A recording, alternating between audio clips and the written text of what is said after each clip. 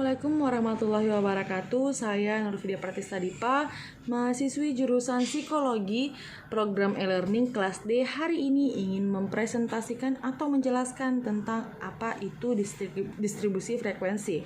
Distribusi frekuensi adalah tabel atau grafik yang menggambarkan jumlah individu dari setiap kategori dalam suatu data. Bagian penting yang terdapat dalam distribusi frekuensi adalah kelas dan interval. Distribusi frekuensi berdasarkan jenis data ada dua, yaitu distribusi frekuensi kategorik yang kualitatif digunakan untuk data yang dapat dibagikan dalam kelompok-kelompok tertentu. Distribusi frekuensi kategorik adalah data mengenai aktivitas yang sering dilakukan.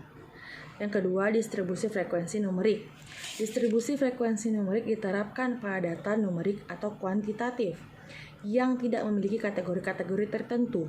Distribusi frekuensi dibagi menjadi dua jenis, yaitu berkelompok dan tunggal. Distribusi frekuensi berkelompok adalah distribusi frekuensi dengan interval nilai yang beragam atau kontinu, sehingga nilai-nilai tersebut perlu dikelompokkan menjadi karakteristik intervalnya. Dalam tabel distribusi frekuensi berkelompok terdapat beberapa hal yang perlu kita perhatikan. Yang pertama itu tidak terdapat tumpang tindih antara satu interval kelas dengan lainnya. Yang kedua itu pembentukan interval kelas harus memuat seluruh data. Ketiga, panjang interval di setiap kelas harus sama. Dan keempat, menggunakan data yang bersifat kontinu, dengan kata lain terdapat keberagaman nilai dalam data tersebut. Berikutnya adalah distribusi frekuensi tunggal, merupakan distribusi frekuensi yang hanya memiliki satu nilai di setiap kelasnya. Penggunaannya lebih sesuai jika diterapkan pada data yang tidak memiliki angka yang bervariasi atau diskrit. Berikutnya adalah distribusi frekuensi kumulatif, diperoleh dengan cara menjumlahkan frekuensi di setiap kelasnya satu per satu. Tujuan dari distribusi frekuensi kumulatif ini adalah untuk mengetahui total frekuensi yang termasuk dalam kategori tertentu.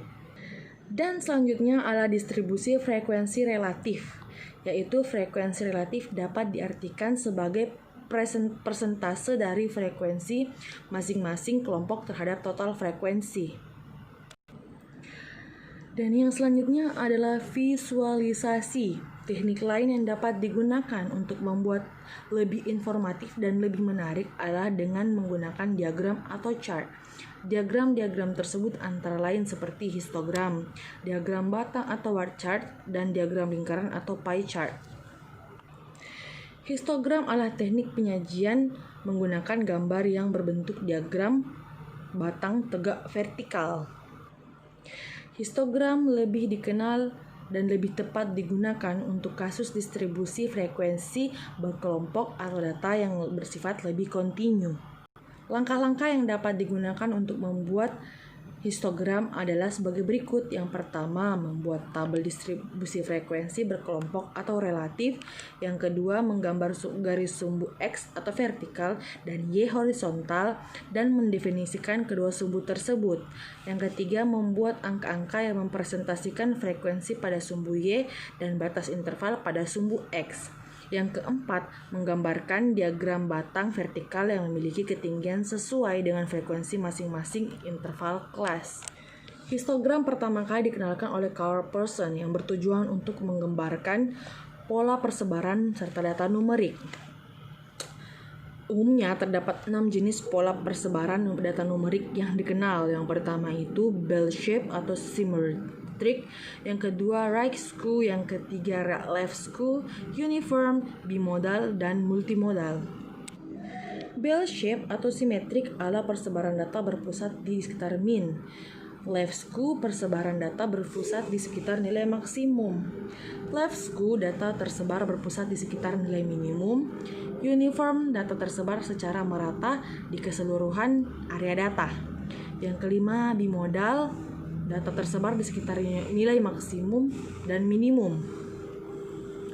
Multimodal, persebaran data berada di 3 area, yakni di area sekitar nilai minimum, nilai tengah atau min, dan nilai maksimum.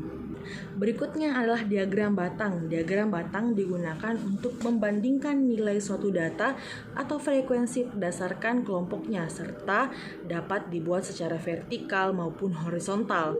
Diagram batang biasanya lebih sesuai digunakan pada data kategorik dan diskrit atau frekuensi tunggal. Yang terakhir ada diagram lingkaran.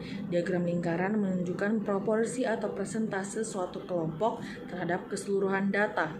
Diagram lingkaran juga umumnya digunakan pada persoalan distribusi frekuensi kategorik. Mungkin sekian yang dapat saya sampaikan. Lebih dan kurangnya mohon dimaafkan.